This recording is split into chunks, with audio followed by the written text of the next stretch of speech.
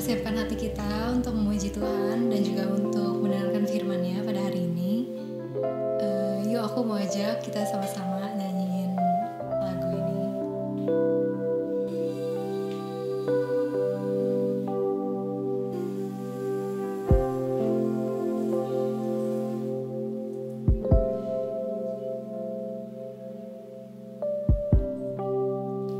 Dekat padamu, itu rinduku.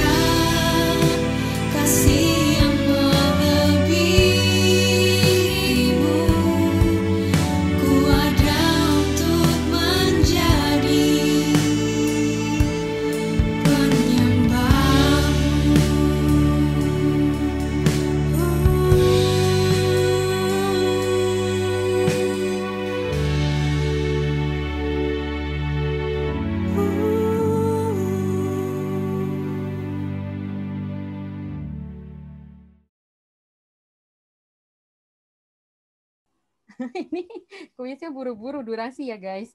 Oke. Oke, teman-teman. Hari ini kita bakal dengar firman Tuhan, masih series ya, masih tentang growth, masih tentang gimana kita bertumbuh, dan salah satu unsurnya adalah firman Tuhan. Kalau bagi teman-teman yang ikut DK pasti familiar banget karena sering di apa tuh namanya diilustrasikan seperti roda yang punya 4 jari-jari gitu ya, ada 4 unsur yang buat kita bertumbuh, salah satunya adalah firman Tuhan. Nah, hari ini kita bakal bahas ini dan aku rasa minggu depan juga pasti lebih seru lagi karena kita belajar tentang how-nya, tentang gimananya. Nah, so hari ini kita doa dulu aja yuk sebelum mulai yuk. Bapak yang baik, kami mengucap syukur buat hari ini Tuhan. Kami berdoa, kami minta roh-Mu hadir di tengah-tengah kami, dan biar roh-Mu yang menyentuh roh kami Tuhan, memberikan pengertian kepada roh kami, pada hati kami, pikiran kami, untuk kami bisa mengerti apa yang Tuhan rindukan, apa yang Tuhan inginkan melalui Alkitab Tuhan. Terima kasih Bapak, kami menyerahkan waktu ke depan ke dalam tangan Tuhan, kami mau fokus dengar firman-Mu, dalam nama Yesus kami berdoa dan mengucap syukur. Amin. So bentar ya, aku share screen dulu.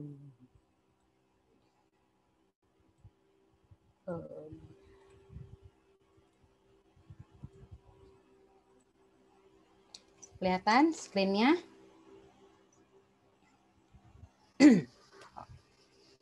Oke, so teman-teman hari ini kayak yang tadi udah dibilang ya. Nah, nanti di sepanjang kita dengar firman Tuhan, kelihatan ya, oke, siap. Di sepanjang kita dengar firman Tuhan, ada beberapa interaksi juga nih, gitu. Ada beberapa ya survei singkat lah ya, gitu tentang Alkitab itu sendiri. Bentar. Oke. Nah, aku disclaimer dulu ya guys. Aku jujur waktu aku nyiapin materi ini sama sekali nggak pernah kepikiran untuk pengen ngajarin teman-teman atau untuk mengkhotbahi atau untuk menghakimi, enggak sama sekali. Tapi aku benar-benar waktu aku nyiapin ini aku doa, aku tanya Tuhan, dan ada beberapa poin yang muncul, dan buat aku mau bagi ini ke teman-teman karena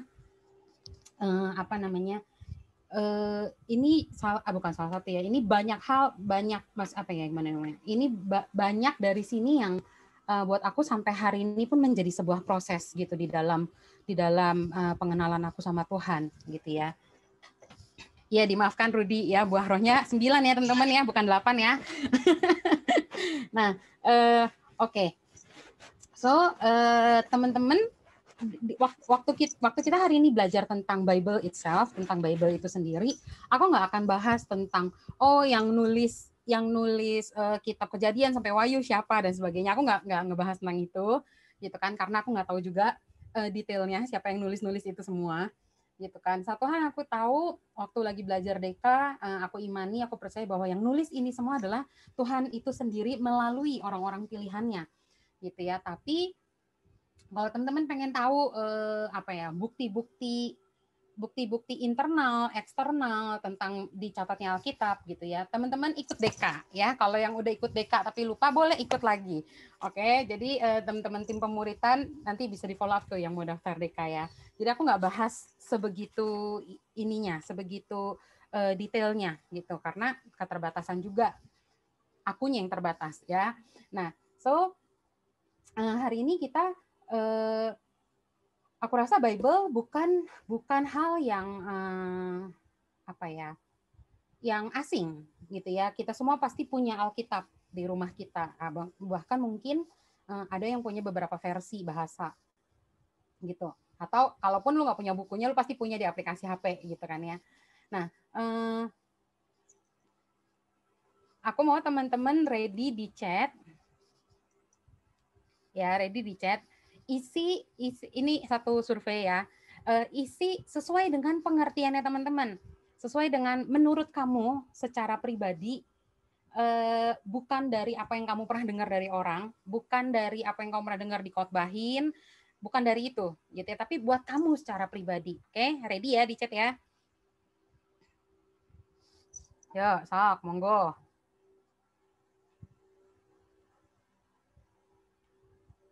Menurut kamu secara pribadi, Alkitab adalah, nggak apa-apa 2 kata dimaafin John. Alkitab adalah Bible. Oke, Kwang. Jenius, panduan, buku, guidance, kitab suci. Iya, kayak Tong Sancong ya, mencari kitab suci, kitabnya orang Kristen. Apalagi? Nafas. 3 kata. Apalagi? Yang lain belum jawab nih. Penguatan. Siapa lagi? Wahyu, benda. Word of wisdom. Apa ya? Nggak tahu deh. Apalagi? All, semua. Oke, semua buku. Ya, boleh lah ya. Itu all ya. Ya, lanjut.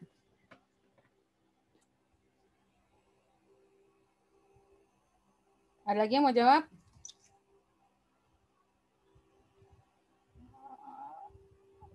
Firman Allah yang hidup yang berlaku atas semua umat Kristus. Oke ya. Ada satu lagi nih muncul apa nih? Alkitab adalah suatu surat yang baik dari Allah. Oke, penghiburan. Iya. Oke, teman-teman, aku rasa setiap kita punya perspektifnya, atau menurut kita apa sih itu Alkitab gitu ya. Ada yang menjawab dari sudut pandang kata benda gitu ya, ada yang menjawab dari sudut pandang fungsinya dan sebagainya. Dari Pak Bambang, aku masih ingat itu surat cinta Allah ya. Oke, baik. Pak Bambang dibawa ya, nggak apa-apa. Oke, teman-teman, banyak banget pengertian, atau mungkin kita kan tumbuh udah sekian tahun gitu ya, sesuai dengan umur yang masing-masing. Banyak nih kita dengar tentang apa sih itu Alkitab dan sebagainya.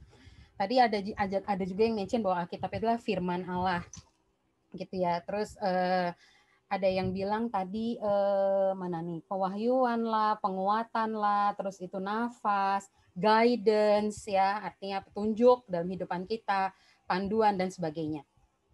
Tapi hari ini gimana ya? Nah, tapi hari ini kita mau lihat tentang apa sih kata Alkitab, tentang Alkitab. Firman Tuhan sendiri tuh bilang Alkitab itu apa? Gitu ya. Di Yohanes 1 ayat 1 bilang seperti ini. Pada mulanya adalah firman. Firman itu bersama-sama dengan Allah. Dan firman itu adalah Allah. So firman, Alkitab, firman Tuhan, itu bukan cuma sekedar bareng sama Tuhan. Tapi dia adalah Tuhan itu sendiri. Yang kita bisa kenali lewat kata-kata yang udah disusun gitu ya, dalam berupa sebuah buku. So kenapa aku tanya pertanyaan ini ke kita semua gitu, karena teman-teman cara pandang kita terhadap apa itu Alkitab menentukan sikap kita terhadap Alkitab, menentukan bagaimana kita memperlakukan Alkitab itu sendiri.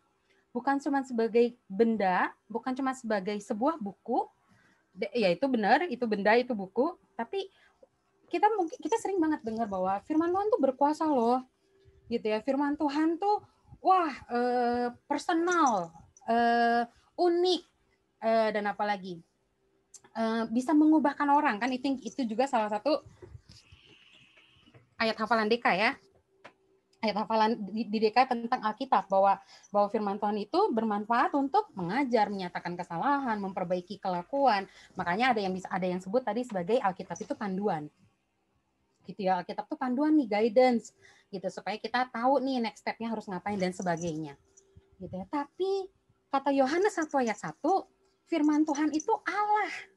Firman Tuhan itu, Alkitab itu, semua yang tercatat di dalam Alkitab itu yang kita sebut sebagai buku, itu Allah sendiri. Waktu kita tahu Alkitab itu adalah Allah, gimana cara kita atau gimana respon kita terhadap Alkitab itu? Terhadap firman Allah itu. Next. Bentar, fokus dulu. Oke. Menurut kamu baca Alkitab itu penting atau nggak penting? Aku rasa kalau kita ditanya pertanyaan ini, pasti semuanya akan sepakat jawab penting. Kalaupun ada teman-teman yang menjawab itu tidak penting, it's okay. Karena pendapat orang beda-beda. Gitu ya. Tapi aku yakin sih semua akan menjawab penting lah, gila, itu penting banget gitu ya. Siap-siap dicat lagi ya.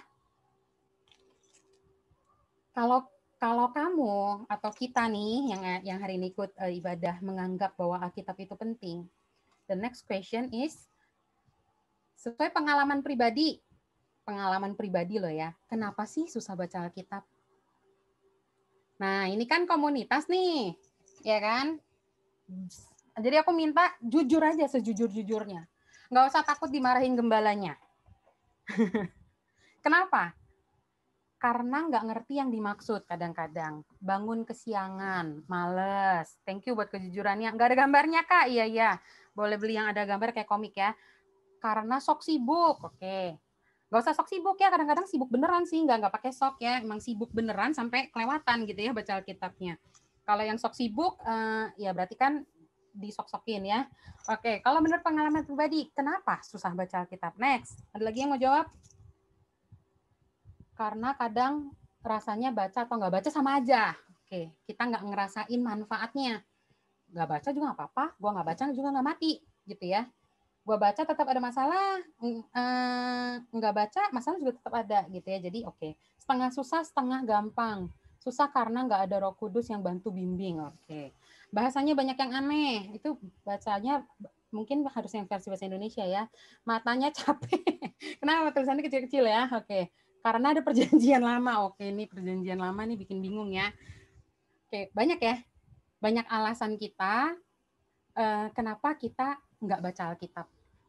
Banyak alasan kenapa kita nggak baca Alkitab. Tapi aku harus ngomong nih sama teman-teman karena ini juga yang muncul di dalam perenungan aku. Karena nggak suka baca. Oke. Kalau ada yang wow seru, kalau nggak ada yang wow jadi bosen.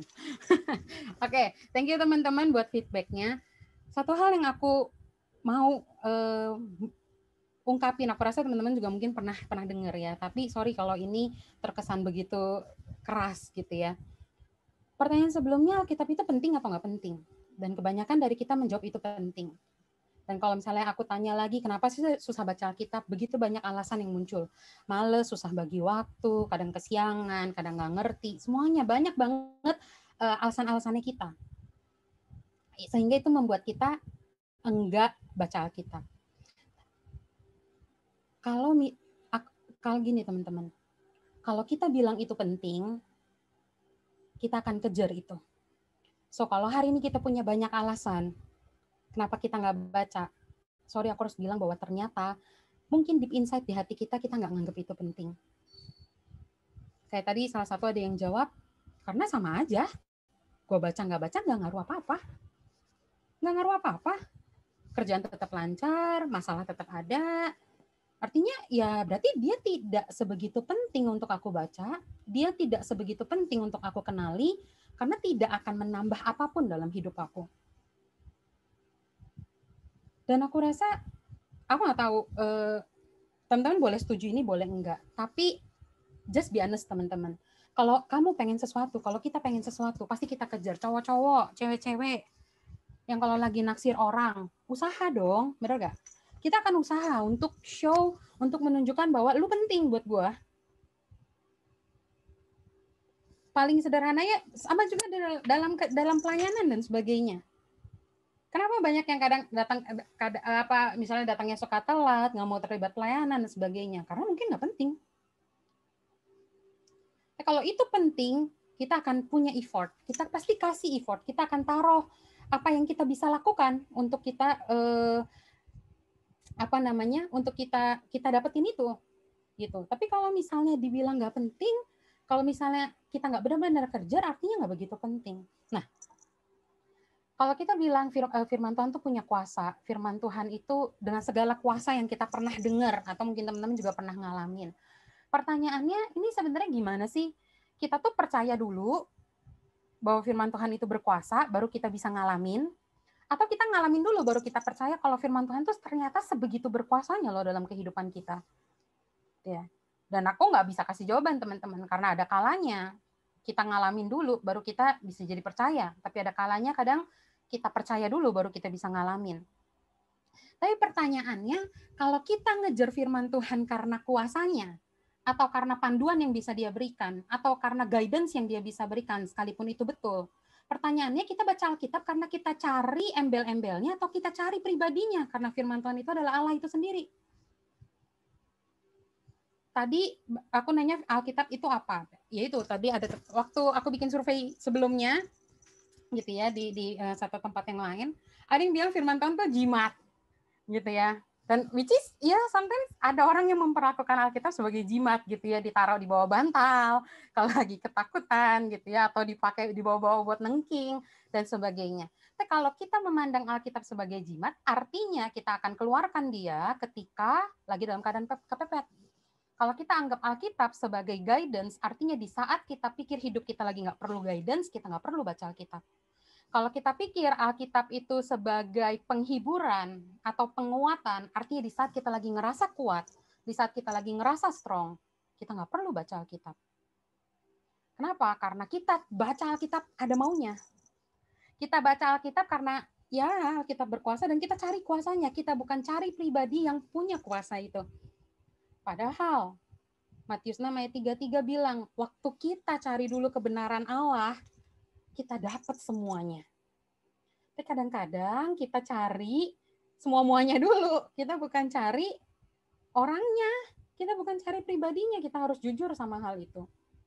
Kalau lagi mentok, baru kita baca Alkitab. Dan tahu nggak teman-teman, waktu lu baca Alkitab di saat lu mentok, telat. Udah mentok.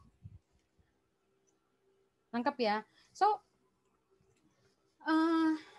waktu aku renungin ini, aku doa, aku tanya Tuhan, aku harus sharing dari mana gitu ya. Karena jujur ya, waktu aku dikasih tema tentang why read the Bible, aku nanya, aku bahkan kayak, iya ya, kenapa ya? Kenapa ya kita harus baca Alkitab? Kenapa ya? Kayak gitu. Dan aku mau sharing 3 poin ini sama teman-teman. Aku mau berbagi 3 poin ini. Yang pertama, why read the Bible? Ya, di Yohanes 10 ayat 27 bilang seperti ini. Domba-dombaku mendengarkan suaraku dan aku mengenal mereka dan mereka mengikut aku. Di sini dibilang, kenapa sih kita harus kenal suara Tuhan? Kenapa kita harus dengar suara Tuhan? Sampai kita kenal dia dan sampai akhirnya kita bisa mengikut dia. Karena buat aku ini udah alasan yang paling dasar banget. Selain yang nanti-nanti berikutnya. So, apapun alasan kita baca Alkitab, ini harus menjadi dasarnya. Alasan pertama, terutama, it's all about the relationship. Kenapa kita harus baca Alkitab? Karena bukan semua manfaat yang kita bisa dapatkan, tapi karena Tuhan merindukan relasi. Teman-teman tahu nggak? Bahwa alasan terbesar Tuhan mati di atas kayu salib itu buat relasi.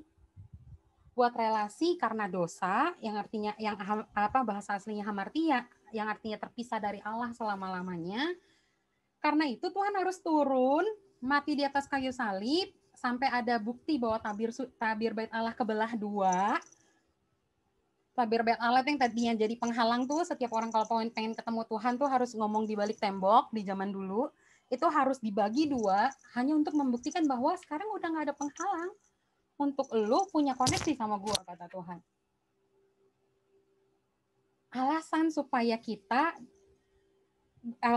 baca Alkitab, alasan supaya apa? Karena Yesus mati di atas kayu salib, itu the only one reason adalah untuk memulihkan hubungan. Bukannya untuk menebus dosa, Kak? Iya, dosa ditebus supaya apa? Supaya nggak ada penghalang antara kita dan Tuhan. Karena yang menjauhkan kita dan Tuhan dosa. Jadi sebegitu pentingnya relasi di mata Tuhan. Jadi kalau misalnya kita baca Alkitab masih karena ada embel-embelnya, karena ada maunya, artinya kita belum punya relasi sama Tuhan. Teman-teman seneng nggak kalau punya teman atau punya sahabat yang deket-deket elu, yang mau dengerin curhat elu, yang hubungin elu, kalau lagi ada maunya? Nggak mau dong, kita aja manusia nggak mau kayak gitu. Aku paling sebel banget kalau ada teman SMA misalnya gitu ya, udah lama banget nggak kontak, tiba-tiba kontak, kirain ada apa gitu kan ya, kirain tiba-tiba keingetan gitu kan, kangen atau apa, ujuk-ujuk nawarin asuransi dong gitu. Bukan salah asuransinya, tapi ngerti nggak enaknya kan, dicari kalau lagi ada butuhnya. Dan kita harus jujur, sometimes kadang-kadang, seringkali bahkan kita melakukan ini ke Tuhan. Dan Tuhan tuh pengen relasi. Dan yang namanya relasi, teman-teman, itu proses. Makanya di sini ayatnya bilang, domba-dombaku mendengarkan suaraku. Terus habis kita dengar, kita kenal, kita baru mau ikut. Banyak orang yang ngikut Tuhan karena ngikut-ngikut, nangkep ya? Karena ikut-ikutan. Enggak yang benar-benar karena pengen mengenal. Karena sehingga ketika ikut-ikut doang dan ketika di dalamnya ternyata banyak proses yang terjadi, kita kecewa. Kenapa? Karena kita nggak kenal pribadinya. Kita nggak tahu apa maksud dia menempatkan kita di posisi ini, dan sebagainya. Kita nggak berusaha mengenal pribadi itu. Dan kalau kita ngomongin relasi, teman-teman, the more we read about him, the more we get excited to know him. Begitu juga kita sama lawan jenis atau sama teman-teman. Kalau kita klik, kalau kita nyambung kan pengen intim, pengen lebih kenal lagi gitu kan. Apalagi sama inceran gitu ya. Wah gila nih, matching banget nih gitu ya. Gue udah tertarik banget nih. Kita kan cari tahu infonya. Stalking Instagramnya atau apanya lah, segala macamnya. Gitu ya. Karena semakin kita dengar, kita cari tahu tentang dia, kita excited tentang dia, kita pengen tahu lebih dan lebih lagi. Begitu juga relasi kita sama Tuhan. Sekalipun ya relasi kita dengan apapun di muka bumi ini itu nggak pernah jadi satu ilustrasi yang paling tepat untuk menggambarkan hubungan sama Tuhan, gitu ya, karena ini hubungan yang spesial banget. Bisa punya hubungan sama pencipta kita, sama pribadi yang sangat mengasihi kita, yang sampai rela mati buat kita. Jadi kalau misalnya kita balik lagi ke survei tadi, ya kalau teman-teman nganggap Alkitab atau Allah itu sendiri sebagai sumber berkat, sebagai sumber keselamatan, sebagai sumber safety lah gitu ya. Ya udahlah, yang penting gue aman gitu ya. Kita cuma mau apa yang dia bisa kasih ke kita. Kita miss, teman-teman. Kita kelewatan hal yang paling penting, yaitu relasi. Dan teman-teman tahu, relasi pribadi sama Tuhan ini gak bisa digantikan dengan apapun. Kadang kita pikir relasi untuk kita baca firman Allah, untuk kita mengenal Allah secara pribadi ya teman-teman ya, kita bisa gantikan cuman dengar khotbah. No, itu nggak sama. Dengar khotbah sama kamu baca Alkitab sendiri, kamu renungkan, kamu tanya Tuhan apa yang secara pribadi dia mau sampaikan, itu nggak sama dengan dengar khotbah. Itu nggak sama dengan mendengar lagu rohani. Itu nggak sama dengan baca buku rohani. Beda. Itu semua boleh kita lakukan untuk mengequip kita, untuk memperlengkapi kita, untuk memperkaya pengenalan kita akan Tuhan. Tapi kita nggak bisa gantikan relasi secara pribadi ini dengan kegiatan. Bahkan nggak bisa digantikan dengan banyaknya pelayanan yang kita lakukan. Bahkan kalau boleh jujur, berapa banyak orang yang kehilangan relasi karena sibuk pelayanan.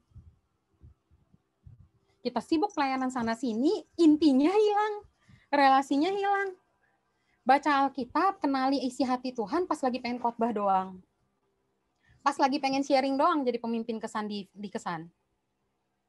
Tapi kita nggak benar-benar pengen kenal siapa dia. Tanpa ada maksud, oh gue pengen kenal Tuhan karena gue pengen bagi ini ke orang. Bukan, gue pengen kenal Tuhan karena gue pengen kenal dia. That's it. Sesimpel itu. Sesederhana itu gitu. Kadang-kadang kita miss gitu. Kita miss hati ini gitu. Kita miss hatinya Tuhan untuk bahwa dia cuma pengen deket, dia pengen dikenalin, dia pengen kita kenal dia pengen kita bisa mengenal diri kita dari kacamatanya dia. So, kenapa kita baca Alkitab? Karena relasi. Karena nggak ada karena yang lain-lain sebenarnya. Karena gue pengen punya relasi.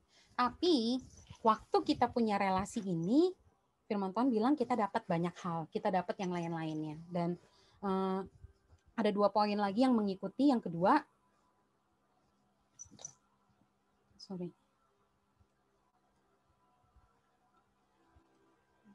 Matius 7 ayat 24 bilang seperti ini. Jadi yang pertama adalah why we read the Bible, karena it's all about the relationship itself.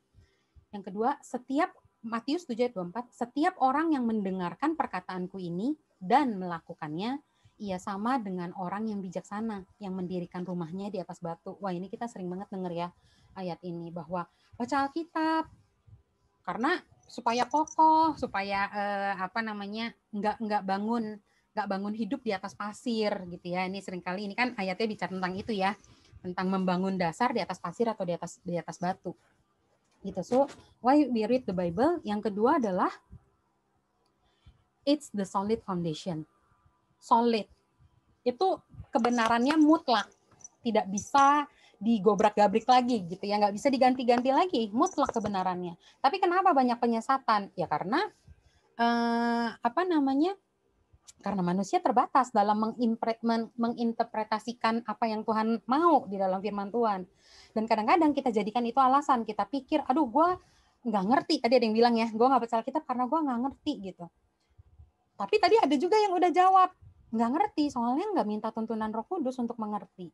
So artinya udah ketahuan dong jawabannya gitu ya, supaya kita mengerti, supaya kita mengenal, ya berarti kita minta tuntunan Roh Kudus untuk mengenal. Dan ingat teman-teman, balik lagi ke basicnya ya, ke poin nomor 1. Karena firman Tuhan itu adalah relasi, relasi itu proses. Jadi kalau hari ini nggak ngerti, nggak apa-apa. Tetap baca. Hari ini nggak paham, apalagi kalau lagi ngomongin bilangan, imamat, yang kayak gitu-gitu lah ya. Tadi Rudy mention ada perjanjian lamanya gitu ya. Nggak ngerti gitu. Nggak apa-apa.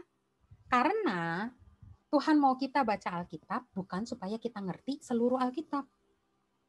Enggak, Tuhan nggak pernah targetin itu. Coba cari ayatnya. Harus baca Alkitab supaya ngerti semua kejadian dari Wahyu. Enggak. Aku rasa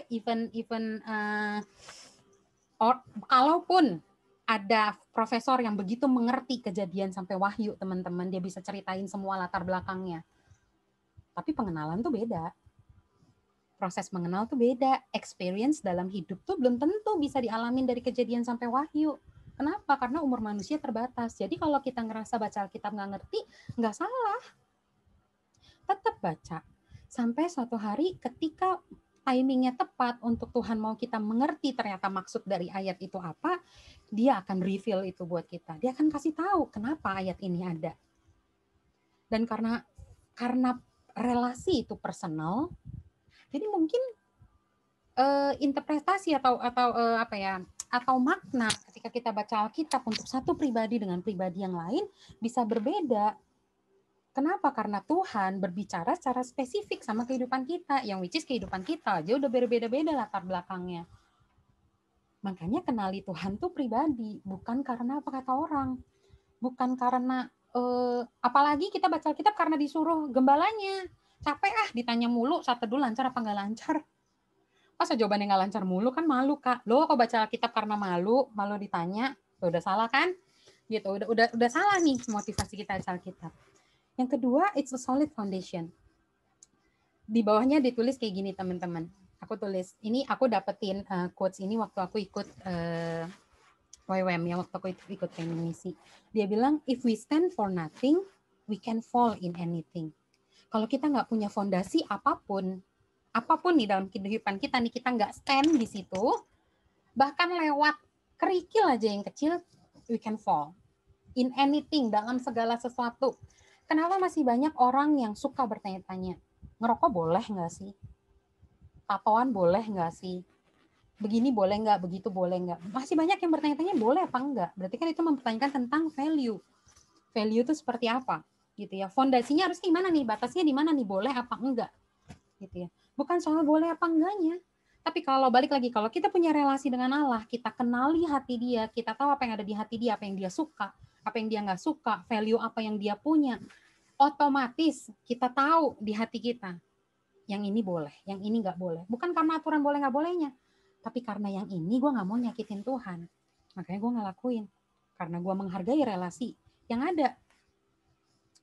Ya, teman-teman, hidup itu kayak tarik tambang. Pernah tahu dong ya tarik tambang, pernah main juga pasti ya. Itu kayak tarik tambang. Di dalam permainan tarik tambang, itu tidak ada yang diam. Antara yang satu narik ke arah yang satu narik ke arah yang satu. Kalau diam artinya ditarik. Nah, hidup itu kita nih lagi tarik-tarikan sama value dunia, sama value Tuhan. kita nih lagi tarik-tarikan, ngikutin maunya Tuhan, apa ngikutin yang Tuhan nggak suka, atau apa yang dunia, keinginan dunia ajarkan, gitu ya. Nah, waktu kita pull ourselves untuk lebih dekat ke Tuhan, untuk lebih mengikuti apa maunya Tuhan, mengenali kehendak Tuhan, kita akan kenali pribadinya, kita kenali value-value-nya, sehingga itu yang menjadi solid foundation buat kita. Nah, banyak orang yang enggak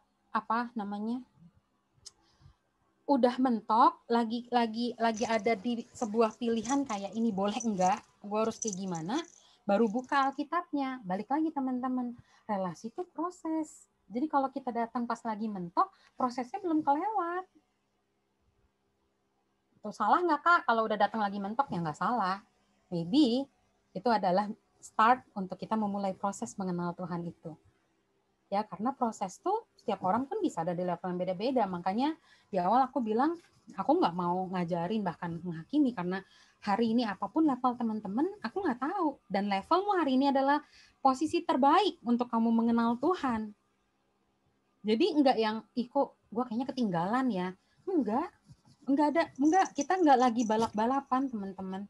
Setiap kita tuh berharga di mata Tuhan. Setiap kita tuh spesial dan Tuhan mau punya hubungan pribadi. Gitu. Jadi jangan compare gue hari ini udah nyampe kenal Tuhan sampai mana, orang lain sampai mana. Enggak.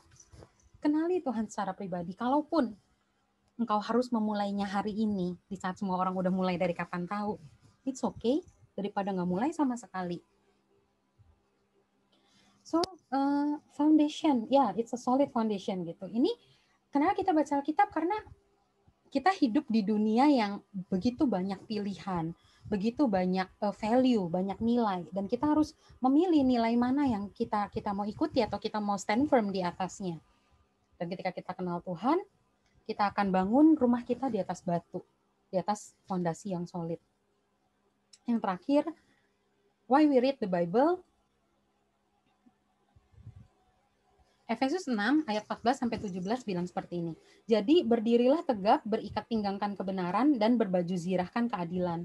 Kakimu berkasutkan kerelaan, memberitakan Injil, untuk memberitakan Injil damai sejahtera. Dalam segala keadaan pergunakanlah perisai iman, sebab dengan perisai itu kamu akan dapat memadamkan semua panah api dari si jahat, dan terimalah ketopong keselamatan dan pedang roh, yaitu firman Allah. Teman-teman bayangin, kita pakai ini, kalau teman-teman baca ayat ini, Efesus 6 ini sebelumnya, ini bicara tentang kelengkapan senjata Allah. Teman-teman bayangin kita pakai kelengkapan senjata Allah dari ujung rambut sampai ujung kaki. Dan kita bakal pretelin, ini semua udah aku highlight. Yang kuning-kuning, ini tuh apa sih semua ya? Semua yang kita pakai dari ujung rambut nih, perlengkapan senjata Allah tuh apa? Gitu ya. Di sini dibilang ikat pinggang kebenaran. Kebenaran itu truth, righteousness gitu ya. Kebenaran itu truth. Di situ dibilang hanya Tuhan yang benar, dan Tuhan adalah firman Allah itu sendiri. Di Yohanes 1 ayat 1 tadi udah bilang. Jadi waktu kita pakai ikat pinggang itu kebenaran. Kebenaran itu apa? Firman Allah. Karena kebenaran adalah Allah sendiri, yaitu firman Allah. Berbaju zirahkan, pakai bajunya, itu apa? Keadilan. Keadilan bahasa Inggrisnya righteousness. Righteousness kebenaran lagi. So kita pakai baju zirah, artinya itu firman Allah, karena itu Allah sendiri. Kakimu kasut kita nih, sepatu kita berkasutkan kerelaan memberitakan Injil. Injil itu apa? Firman Allah, kebenaran firman Allah, berita baik, kabar baik. Terus apa lagi? Dalam segala keadaan gunakan perisai. Namanya perisai iman. Iman itu apa? Iman timbul dari pendengaran akan firman Allah. Jadi firman Allah lagi nih. Udah gitu, karena dari perisai iman memadamkan semua api dari sejahat. Terus yang terakhir, terimalah ketopong keselamatan dan pedang roh, yaitu firman Allah. So bayangin, firman Allah itu ada dari ujung rambut sampai ujung kaki, menjadi perlengkapan senjata Allah buat hidup kita. Jadi poin yang ketiga itu, kenapa kita baca Alkitab? Because karena firman Allah atau Allah itu sendiri is the ultimate weapon. Teman-teman, ultimate weapon itu bukan senjata terakhir. Ini tuh senjata utama. Jadi kalau kita anggap Alkitab adalah senjata terakhir, itu udah tetot banget. Makanya kenapa banyak orang yang kalau udah mentok nyari Alkitab, nyari firman Tuhan, nyari Allah. Itu udah salah posisinya. Firman Tuhan itu senjata utama yang paling pertama yang justru harus kita pakai untuk melawan segala yang terjadi dalam kehidupan kita. Dan kita semua tahu bahwa peperangan terbesar kita adalah pikiran kita. Kalau teman-teman baca di Efesus ini, 6 ayat yang sebelum-sebelumnya, itu tuh berbicara tentang bahwa peperangan kita bukanlah melawan darah dan daging. Artinya peperangan kita bukan melawan apa yang kelihatan di mata, tapi melawan apa yang ada di udara, roh-roh jahat di udara, penghulu-penguasa gelap dunia ini, dan sebagainya. Jadi dilawannya pakai apa? Pakai firman. Karena kekuatan manusia yang kelihatan di mata nggak akan pernah cukup untuk melawan itu. Pakai firman. Kenapa? Karena firman adalah Allah sendiri dan Allah berkuasa. Jadi kalau misalnya kenapa kita perlu baca firman? Karena ini yang nolong kita untuk ngelawan semua-muanya. Bahkan peperangan yang nggak kelihatan di mata, itu peperangan yang ada di hati dan pikiran kita, dilawannya pakai perkataan firman Tuhan. Bersyukur teknologi udah canggih. Karena kalau ini lagi ada terjadi peperangan nih, misalnya gitu ya, lagi susah nih jaga perkataan di mulut gitu kan. Kita teknologi gampang, kita tinggal search aja ada ayat apa ya yang berhubungan untuk jaga mulut, terus kita tinggal confess. Tapi apakah itu yang namanya relasi? Kan enggak. Kita akan kita baca, hari ini kita nggak ngerti. Nggak apa-apa, baca terus, sampai akhirnya, sampai suatu hari nanti ketika ada peperangan terjadi, dan karena kita baca, karena kita kenal, jangan heran kalau Roh Kudus bisa pop up-in ayat itu tiba-tiba di hati dan pikiran teman-teman, firman gue bilang ini, lawan pakai firman Tuhan, perkatakan dengan firman Tuhan. Waktu aku renungin ini teman-teman, ini aku sendiri kaget banget gitu ya, karena Tuhan bilang kayak gini, Nov, lu tahu nggak? Tahu atau sadar punya senjata aja itu nggak cukup. Di dalam peperangan, lu sadar lu punya senjata, sekomplit apapun senjata yang lu punya, itu nggak cukup. Kenapa nggak cukup? Kalau lu nggak ngerti cara pakainya. Daud bisa ngalahin Goliat pakai ketapel, yang mungkin kelihatannya ketapel doang gitu ya. Tapi kalau dia nggak latih gimana cara pakai ketapel, musuh datang nggak ngerti cara pakainya. Jangan-jangan nanti batunya kena dia sendiri karena salah arah pakainya. Even teman-teman punya pistol, teman-teman punya senapan, teman-teman punya senjata apapun, kalau nggak ngerti cara pakainya karena nggak pernah latihan dipakai, percuma. Punya senjata tuh nggak nolong teman-teman. Kalau nggak ngerti cara pakainya, atau kalau dipakainya nggak pas caranya, malah mencelakakan, gitu kan. So, iya.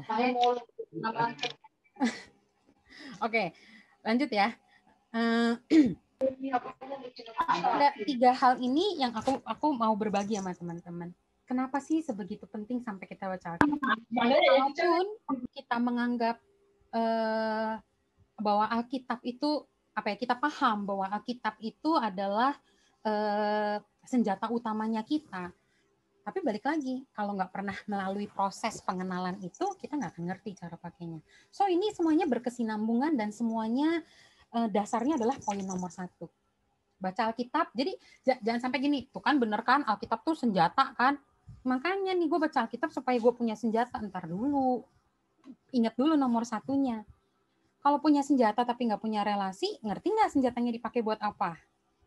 Ada kalanya kita, pengenalan itu gini loh teman-teman, ada kalanya even lu tahu banyak firman, even kita tahu gitu, tapi pengenalan akan Tuhan membuat kita bijak kapan kita harus pakai. Nggak semua firman harus dilontarkan kan, gitu. Kita tahu kapan kita harus pakai untuk meredakan peperangan yang terjadi di pikiran kita, peperangan yang terjadi di hati kita, dan kapan kita harus ungkapkan itu untuk melawan situasi-situasi yang lagi terjadi. Tapi ada kalanya pengenalan itu suruh kita diam, sekalipun kita tahu firman. Waktu kita lagi capek berdebat sama orang misalnya gitu, mungkin ada sih firman Tuhan yang bisa kita lontarkan untuk jadi tameng gitu ya. Tapi karena kita mengenal pribadi Allah dan kita peka akan suara dia akan ingetin kita bahwa no, saatnya kamu diam. Itu pengenalan. Jadi pengenalan itu yang akan membantu kita, mendorong kita untuk kapan kita harus pakai senjata-senjata yang kita miliki. So teman-teman, aku selesai, aku cuma mau share 3 itu, dan ini yang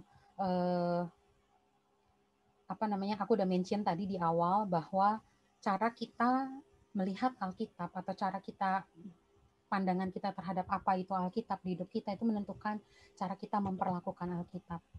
So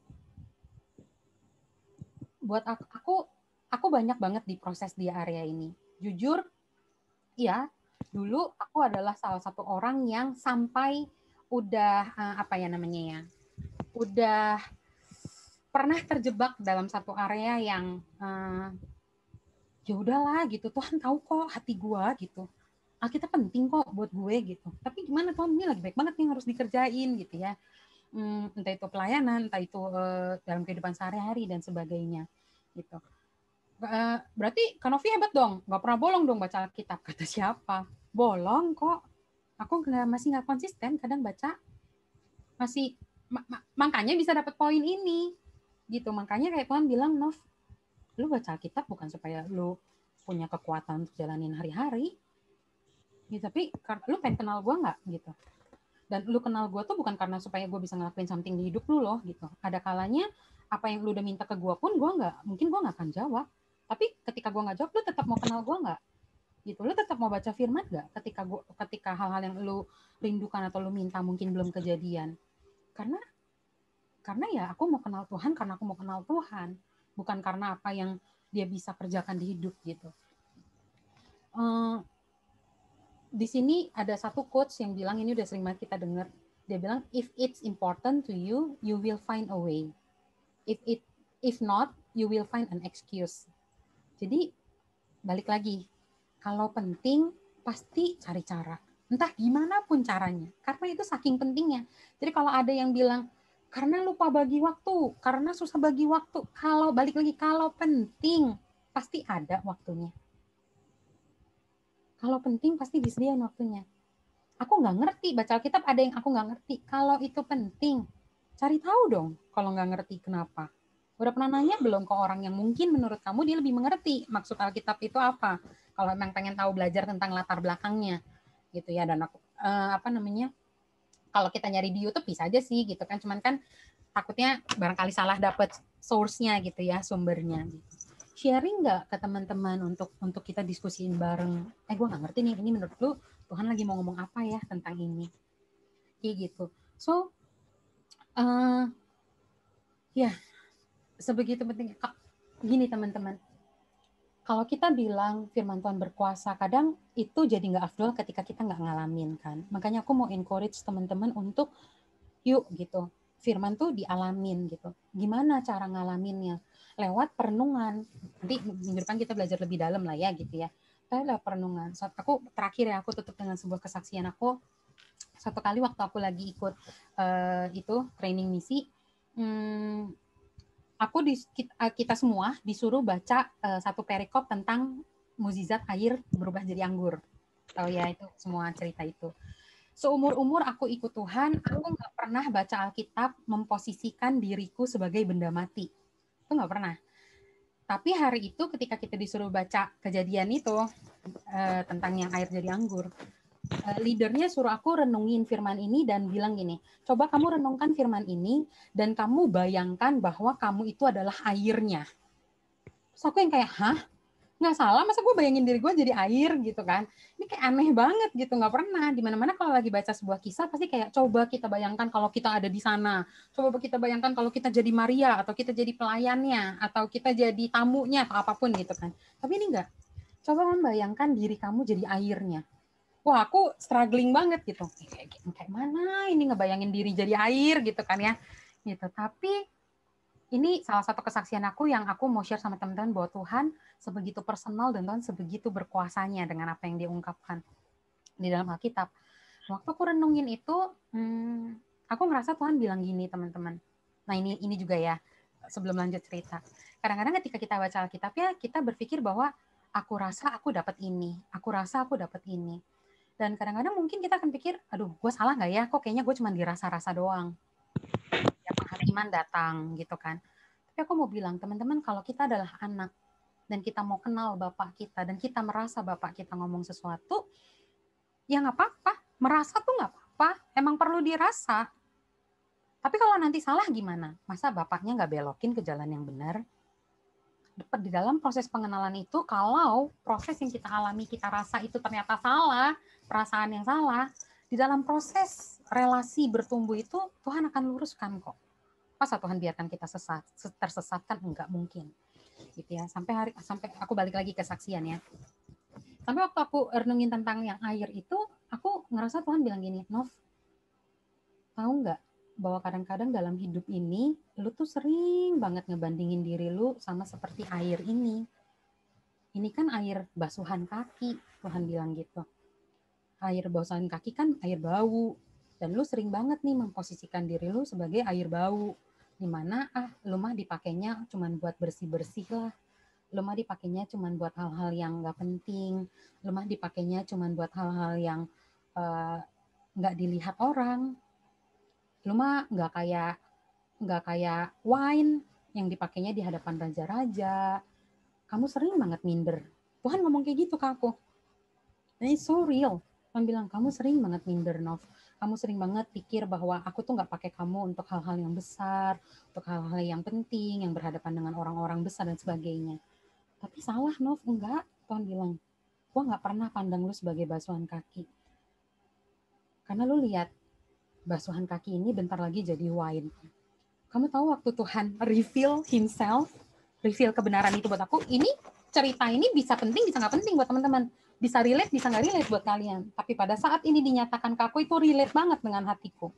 Dan Tuhan bilang, enggak, lu spesial, lu berharga. Gua nggak pernah pakai lu untuk hanya hal-hal yang nggak penting, enggak. Tuhan bilang, gue lagi preparing lu untuk sesuatu yang penting. Untuk sesuatu yang akan dipakai untuk, gue nggak tahu raja-raja itu apa, gue nggak tahu. Aku nggak tahu raja-raja itu apa. Dan pada akhirnya ketika aku tahu kebenaran ini, the most important thing buat aku bukan lagi soal terserah deh Tuhan mau pakai di hadapan raja-raja apa enggak.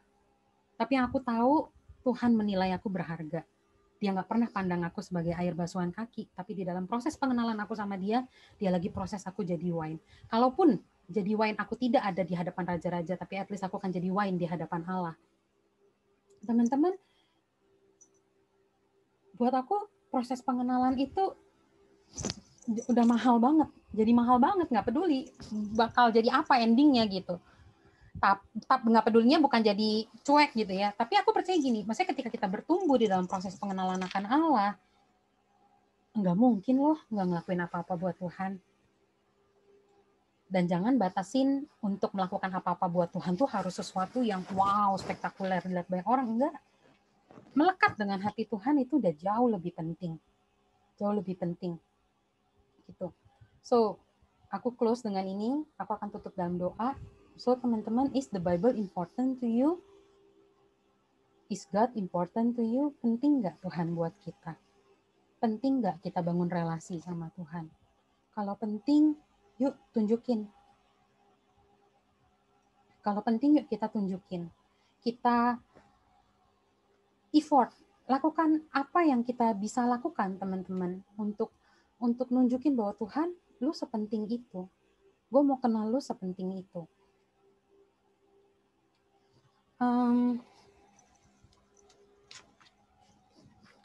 Di dalam proses kita kenal Tuhan, aku nggak tahu teman-teman punya kebiasaan journaling apa enggak, gitu ya. Tapi aku rasa journaling menulis sesuatu yang kita dapat dari Tuhan, yang kita renungkan dan kita tahu Tuhan lagi mau bicara sesuatu sama kita, itu penting banget gitu. Nah, hari ini aku mau ajak teman-teman untuk masuk ke dalam sebuah perenungan. Gitu. Nanti aku akan tutup dalam doa. Kita akan merenung di tempat kita masing-masing, gitu ya. Nggak benar-benar secara pribadi kita dan Tuhan aja. Aku mau teman-teman bertanya kepada diri sendiri. Teman-teman merenung, bertanya kayak, sebenarnya iya ya, kenapa gua gini, kenapa aku nggak sebegitu getolnya untuk rindu bertumbuh di dalam pengenalan akan Tuhan. Kalau kita bilang kayak, enggak kok, gue pengen banget kenal Tuhan, tapi ternyata ada tindakan-tindakan kita dalam kehidupan sehari-hari yang nggak terlalu mencerminkan hal itu gitu ya. Coba yuk kita masuk dalam sebuah perenungan, kita singkat aja, mungkin kayak ya 5-10 menit gitu ya. Kayak Aku mau teman-teman renungkan, tanya ke diri sendiri, dan tanya Tuhan, sebenarnya apa yang Tuhan mau di dalam relasi kita berdua? Sebenarnya apa yang Tuhan mau untuk aku bangun relasi ini sama Tuhan tuh, Tuhan mau aku kayak gimana? Tuhan mau aku start membangun lagi relasi kita tuh seperti apa gitu. Dan teman-teman bisa tanya juga ke dalam diri sendiri, kayak sebenarnya deep inside apa sih yang paling ngehalangin gue untuk mengenal Tuhan? Karena jangan-jangan ya teman-teman, kita tuh sesulit itu bangun relasi sama Tuhan, jangan-jangan karena kita ternyata nggak benar-benar percaya kalau Tuhan tuh sayang sama kita. Kita nggak benar-benar percaya kalau Tuhan tuh peduli sama hidup kita. Gitu ya. Jadi kayak banyak banget faktor gitu, banyak banget yang kayak buat kita yang pada akhirnya muncul jadi sebuah tindakan kita jadi nggak terlalu care, nggak terlalu peduli gitu untuk kasih makan rohani kita gitu. So aku mau kita masuk dalam perenungan ini. Bentar ya.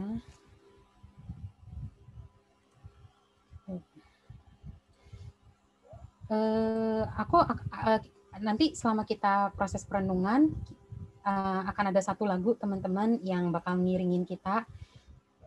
Tapi teman-teman bebas, teman-teman boleh ambil waktu buat merenung, dan aku saranin kalau di dekat teman-teman ada kertas, ada bolpen, atau teman-teman mau ketik di HP, it's okay, just do for it gitu kan.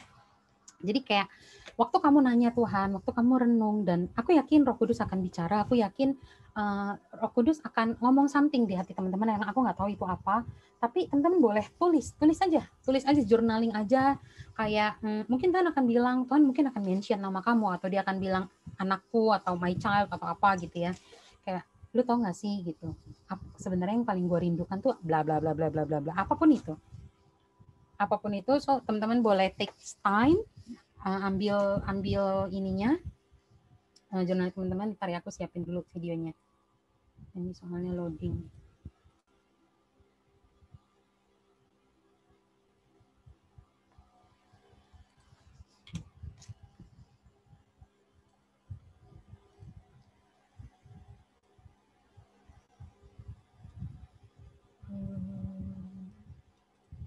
Gimana sih ini? Wait ya guys. Sambil nunggu, teman-teman boleh prepare yourself. Teman-teman boleh ambil catatan kalian atau buku saat teduh kalian.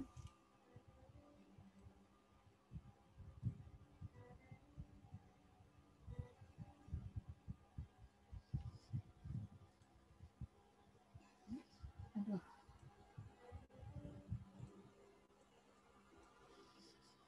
Oke.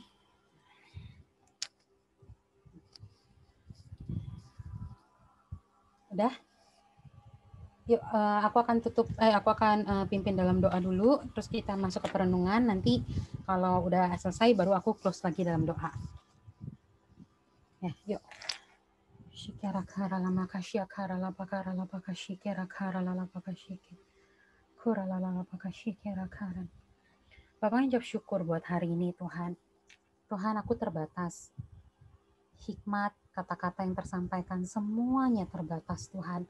Tapi aku tahu Engkau pribadi yang tidak pernah terbatas, dan Engkau pribadi yang sangat-sangat menghargai relasi, dan Engkau rindu punya relasi lebih lagi sama kami. Tuhan, bicaralah dari hati ke hati. Bicaralah meneguhkan, bahkan mungkin menegur, bahkan untuk mengingatkan, untuk menguatkan, untuk mengkonfirmasi tentang pentingnya relasi yang Engkau rindukan kami miliki sama Engkau secara pribadi Tuhan. Bicaralah, kami siap dengar. Roh Kudus, sampaikan isi hatimu buat setiap kami. Dalam nama Yesus.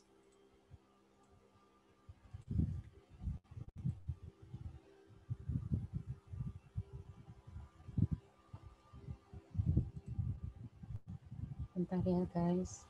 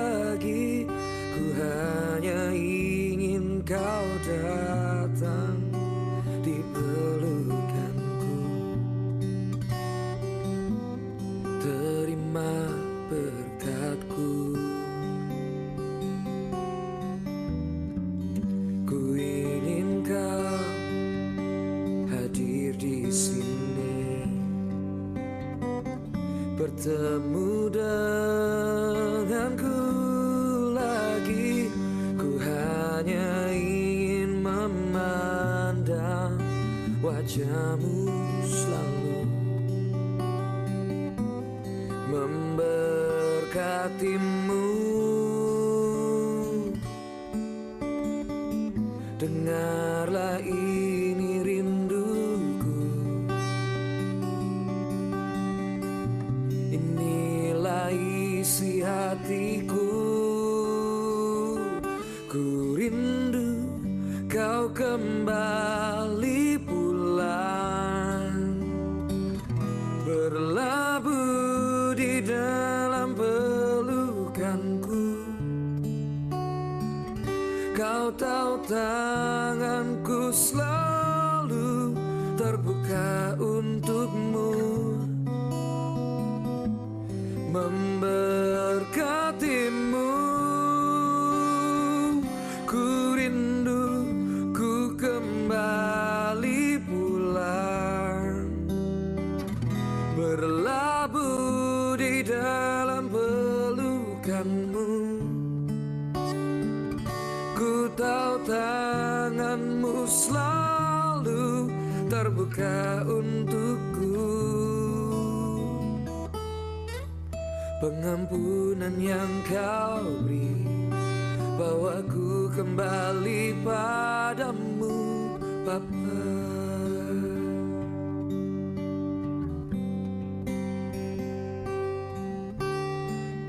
Ku ingin kau hadir di sini,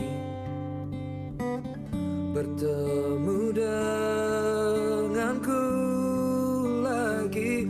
Ku hanya ingin memandang wajahmu selalu, memberkatimu. Dengarlah ini rinduku, oh, inilah isi hatiku. Ku rindu kau kembali pulang, berlabuh di dalam pelukanku. Kau tahu tanganku selalu terbuka untukmu, memberkatimu. Ku rindu ku kembali pulang, berlabuh di dalam pelukanmu. Ku tahu tanganmu selalu terbuka untukku. Pengampunan yang kau beri, bawaku kembali padamu, Bapa.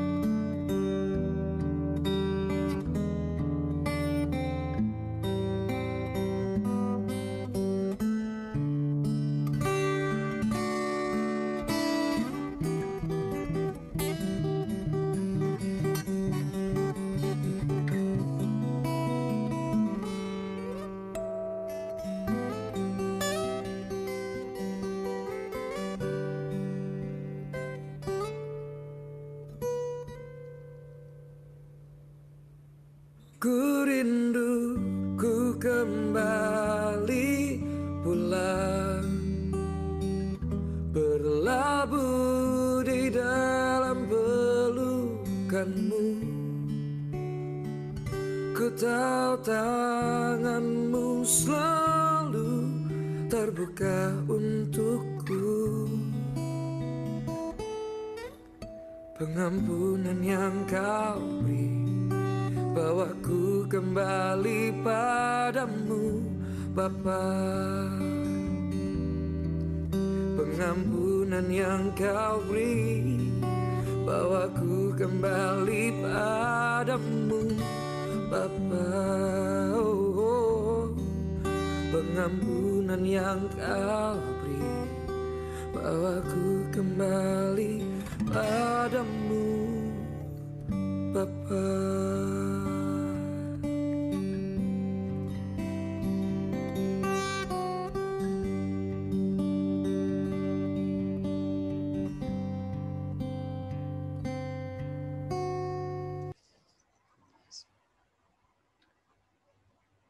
Bapak ucap syukur buat hari ini Tuhan.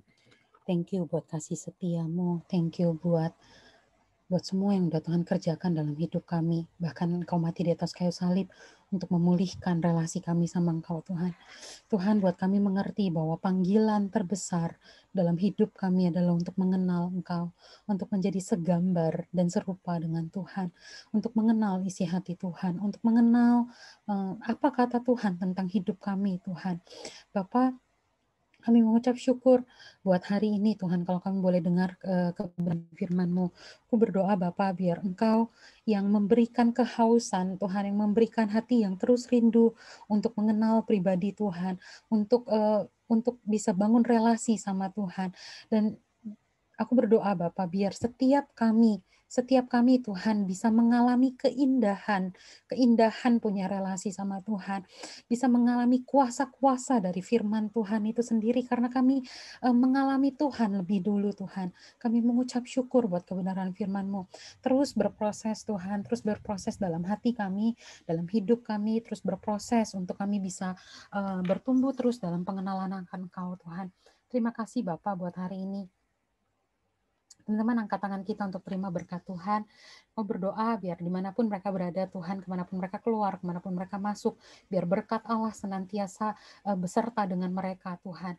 Aku berdoa biar pengenalan akan Tuhan itu terus ada di paling depan Tuhan bersama dengan mereka Bapa. Kami ucap syukur buat hari ini Tuhan, kami sudah terima semua yang Tuhan udah berikan dalam kehidupan kami, berkat, damai, sejahtera, sukacita. Kami sudah terima itu di dalam nama Yesus Kristus. Amin.